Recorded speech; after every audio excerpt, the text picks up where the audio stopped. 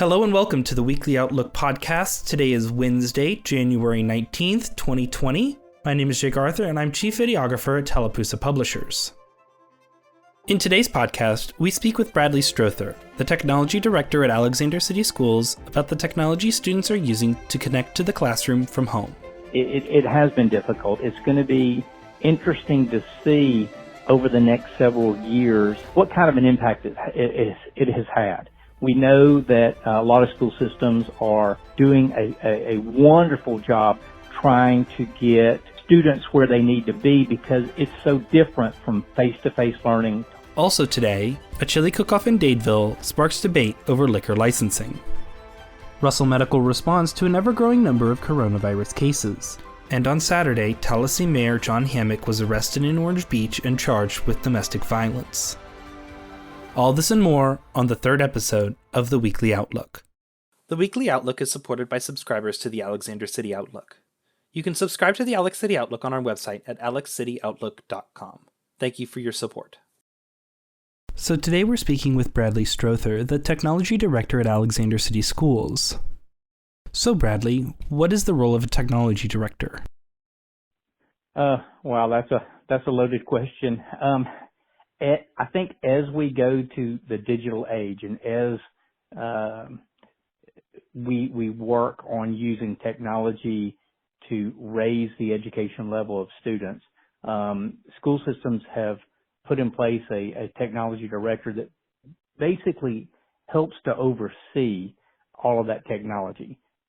So many pieces that are out there, but making sure that you have the right pieces that fit together for the puzzle of technology, that will all come together and will benefit the teachers, benefit the students, and increase the online learning ability of students. Before the pandemic, technology was used to augment learning. Think of a cart full of computers that would be brought into the classroom for the day's learning, then all of the students would return the computers to the cart at the end of the day. When everything went virtual, schools had to scramble to find equipment and software that could be employed full-time. A lot of school systems 2 years ago, before the pandemic hit, when we thought of online learning, it was pieces like you might have some Chromebooks or some iPads, and if you had a student here or there that needed to go home or they were doing and it was more, I would say, remote learning than it was online learning. Where the pandemic hit, it kind of forced school systems across the nation to reevaluate and say, okay, we don't have the pieces in place. We don't have a backup internet system for people who live in rural areas that need access to internet to be able to use their Chromebook. We don't have an enterprise edition of Google so that we can do unlimited meetings, Google Meets, and then be able to record those for teachers to be able to replay those at a later time or students to be able to replay them at a later time.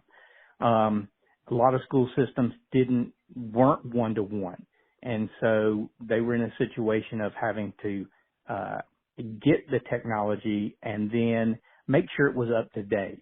As you can imagine, students taking devices home can dramatically shorten their lifespan.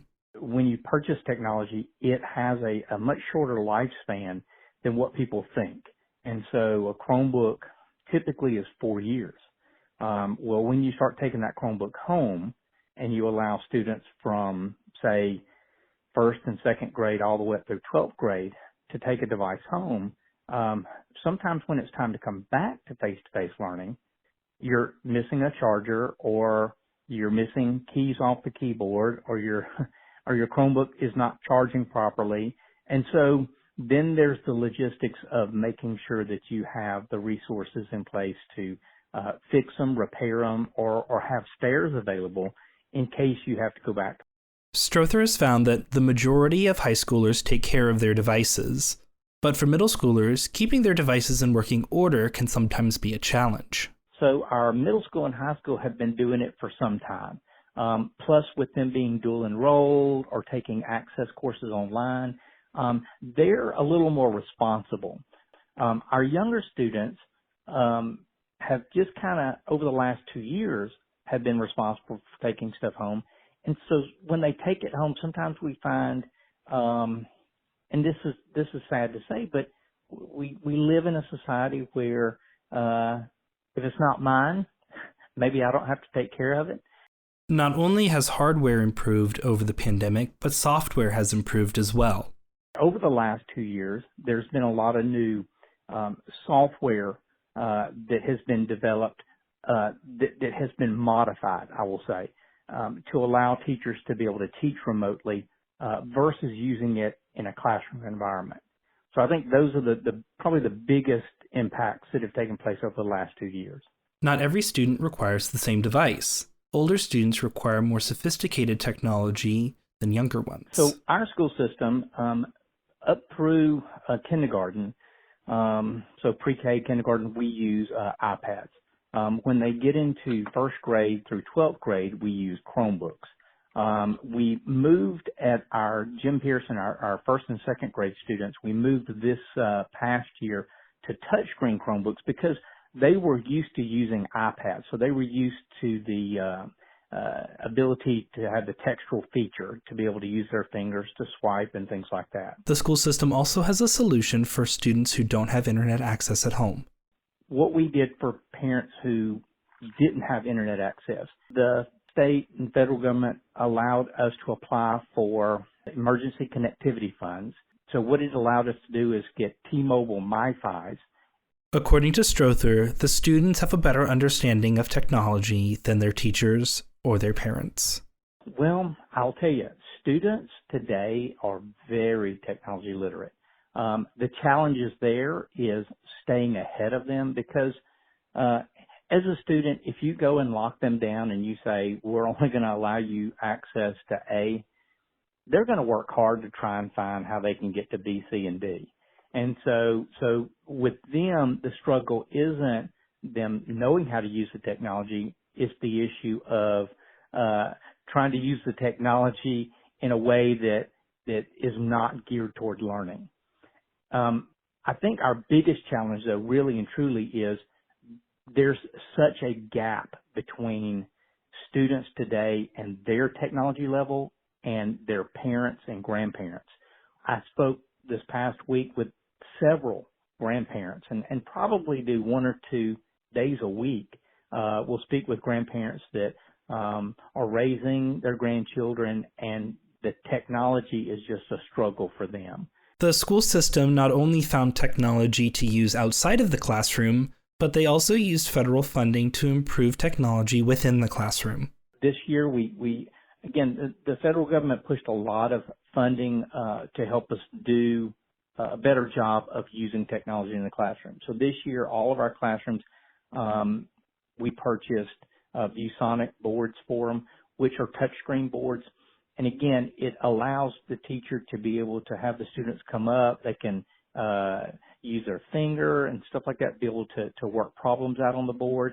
We also put touchscreen Chromebooks that fold all the way back into our teachers' hands, so that now as they are, and they can cast from the Chromebook. When I say cast, it's like they basically, whatever they write on the Chromebook is being pushed to the board.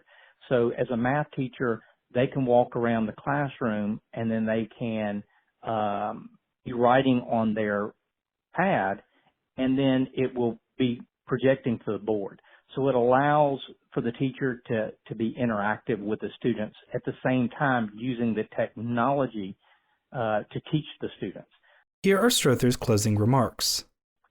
You know, I think that the challenges that we all face with this new learning environment, it has been difficult. It's going to be interesting to see over the next several years what kind of an impact it has had.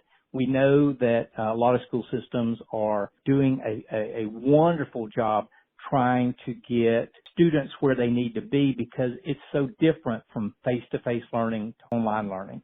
So I think that the biggest challenge that we run into is making sure that the students aren't losing any learning capabilities. It doesn't help having all the resources if you don't have the people that can use those resources to bring the students today up to the level that they need to be college ready. Well, I think that answers all of my questions. Thanks for coming on the podcast. All right. Thank you. Here's what else you need to know today. Russell Medical Center is back in crunch mode with 6 out of 6 intensive care beds occupied and a full emergency room, as Tallapoosa County continues to rack up 100 new COVID cases per day. We're just swamped. That's really our story here at the moment, said Russell Medical Marketing Director Susan Foy. The numbers at testing sites continue to be overwhelming. Between New Year's Day and Friday, more than 1,200 people have tested positive at the Alexander City Hospital alone. With its drive-through testing site at Mill 280, Russell Medical was able to fit about 230 tests into one day, Foy said. But the line of vehicles already snaking around the urgent care center by 9 a.m. every day, sometimes with multiple passengers in each car needing testing. The wait can be at least 2 hours.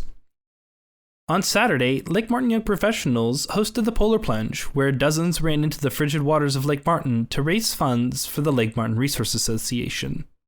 And Tallahassee Mayor John Hammock is in Baldwin County Jail after being arrested Saturday in Orange Beach. Law enforcement was called to an incident and found probable cause to arrest Hammock on first-degree domestic violence.